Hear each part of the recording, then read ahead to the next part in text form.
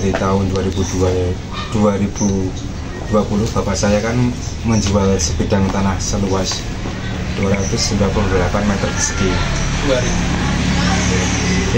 298 meter persegi kepada Bapak BR. Lalu bapak saya kan juga mewakafkan sebidang tanah buat jalan dan buat gudang RT. Lalu selang dalam proses itu kan sudah pemecahan, yang gudang sama RT itu sudah pecah, dan bapak saya memiliki seluas 1655 meter persegi yang di tempat ini. 1600 itu tadi yang dijual? Yang dijual kan 298 persegi. Bagian dari tanah itu? Bagian dari tanah. Berarti totalnya tanah awalnya berapa? Total tanah semua 2100 meter persegi. Oh, ini rencana mau dipecah itu? Mau dipecah. Lalu proses pemecahan itu kan sudah selesai ya, jadi Bapak BR sendiri, jalan sendiri, dan gudang sendiri, dan punya bapak sendiri. Dan yang punya bapak saya itu luas tanah 1655 meter persegi. Nah, itu sama Bapak BR menawarkan ke bapak saya, Pak, tanah bapak mau dipecah mau di ahli waris kan, ke anak-anaknya. Nah, dalam proses pemecahan itu selang beberapa waktu kemudian bapak saya sempat menanyakan ke Bapak BR soal pemecahan itu yang menjadi 4 bagian itu. Kata Bapak BR, ini baru proses, Pak, tunggu aja dulu. Setelah beberapa waktu kemudian di tahun 2024 pihak Bank PNM itu datang mengasih tahu kalau tanah milik bapak saya udah ganti nama atas orang lain. Bapak kok bisa terlibat dilibatkan untuk tanda tangan? Ini gimana, Pak? Ada pendampingan dari putranya nggak? Awalnya itu kan ada seorang suruhan Bapak BR itu datang ke rumah ngasih tahu, Pak, besok tanda tangan di sini ya. Nah, sorenya Bapak ke tempat Pak BR menanyakan, Pak, saya diajak tanda tangan sama TR. Ya, nggak apa-apa, selagi masih di notaris. Ya, dia bilang gitu, kata bapak saya. Padahal bapak sendiri masih ada kelemahan apa aja nih? Ada, bapak saya kan tidak bisa membaca dan tidak bisa menulis, dan pendengarannya agak berkurang. Lalu di notaris itu siapa saja yang di situ? Pas dijemput itu kan cuma bapak sama ibu saya yang diajak. Saya juga nggak dikasih tahu soal itu. Lalu di situ bapak menandatangani, ada kesepakatan di situ? Kata bapak saya cuma diarahin buat tanda tangan di sini, Pak. Tanpa tahu kejelasannya apa? Tanpa tahu dan tidak dibacakan juga kan. Itu berarti di notaris mana? Pertama kali itu katanya di kayak kantor gitu di Janti, ke jembatan layang itu. Yang kedua diajak tanda tangan ke Krapia. Ya, sama awalnya itu kan dikasih tahu sama Pak TR. Nah, soalnya bapak juga bilang ke Pak BR menanyakan soal itu. Nah, paginya kan dijemput sama Pak TR buat tanda tangan itu. Siap. Nah, siap. Bapak TR itu malah mengajak satu lagi, siapa ya? Fitri. Mengajak Fitri untuk pergi mengatakan bapak ke Krapia itu. Fitri itu supaya apa?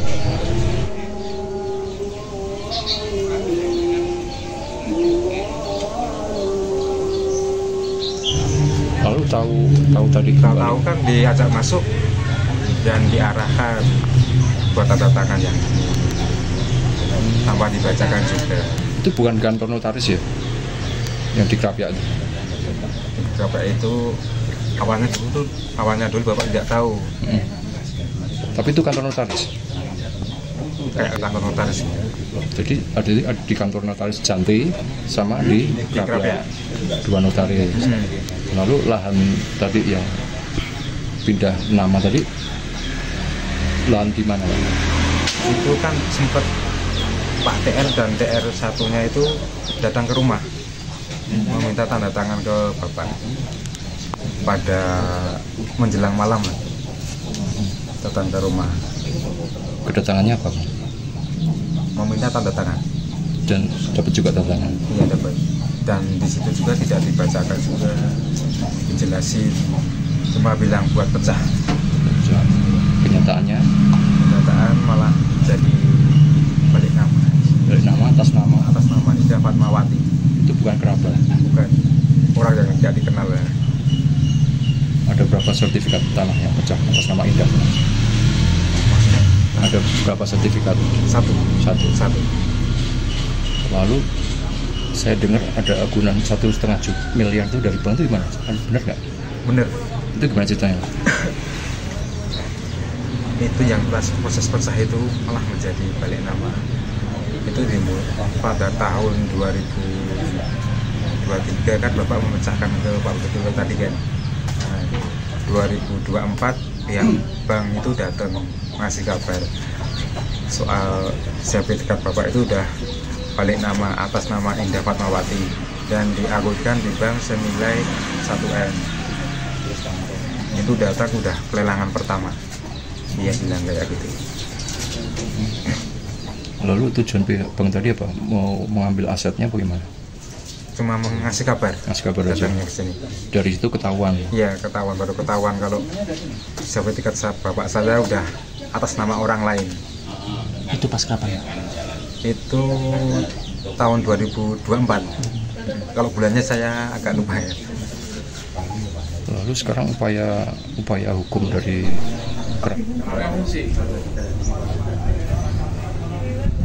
Pak sendiri ya hukum udah melaporkan ke Polda dan sekarang baru proses penyidikan. Lalu bisa jelaskan Pak BR tadi ini seperti apa hubungannya dengan Bapak awalnya? Hubungannya baik ya sama Bapak saya awalnya itu. Ya seperti kayak saudara Bapak Emo. Itu sudah kenal lama ya? Sudah kenal lama. Dan Pak BR sendiri sudah dikonfirmasi dengan kerabat tentang ini. Jawabannya seperti apa? Pas saya datang ke tempatnya itu pas udah balik nama gitu. Dia jawab ini yang salah notaris, bilang gitu. Besok kamu lapor ya sama Pak TR ke Polda. Dia bilang gitu, ngajak Pak TR ke Polda buat laporan. Dan sempat juga saya diajak Pak TR itu ke pengacara di Jalan Wates. Kalau Pak BR sendiri gimana? Ini lepas tangan apa memang awalnya dia bertanggung jawab dengan ini?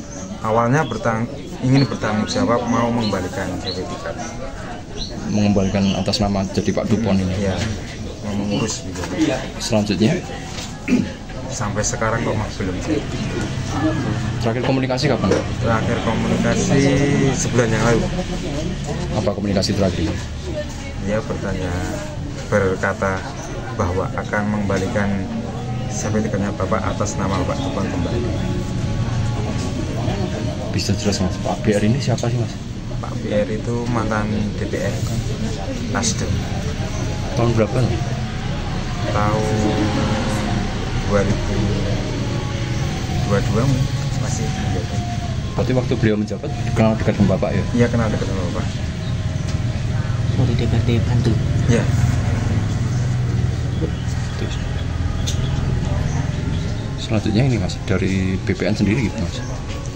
Dari BPN tadi datang ke sini ingin mau membantu menyelesaikan masalah ini.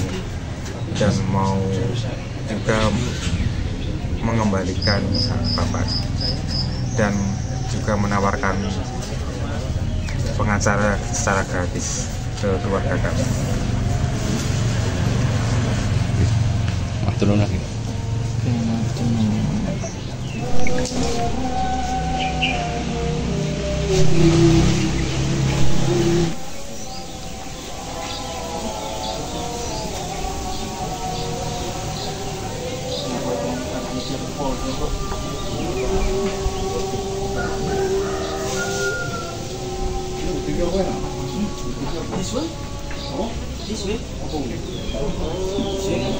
Tinggal di mana? Tinggal di sini sama bapak. Sampai batas akhir parit ya. Kalau belakang sampai rumah ya. Bagian sampai. Pokoknya semua yang di sini sama rumah dua ini itu jadi jaminan Pak. Berarti ini terancam tempat tinggalnya kalau nggak segera diurus, ya. Karena bank sudah nagih itu ya.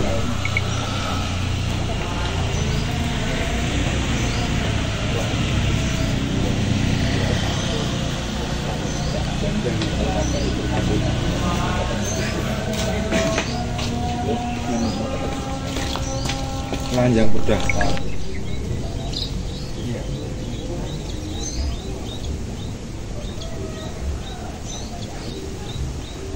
Sudah dilaporkan ke Polda Jawa.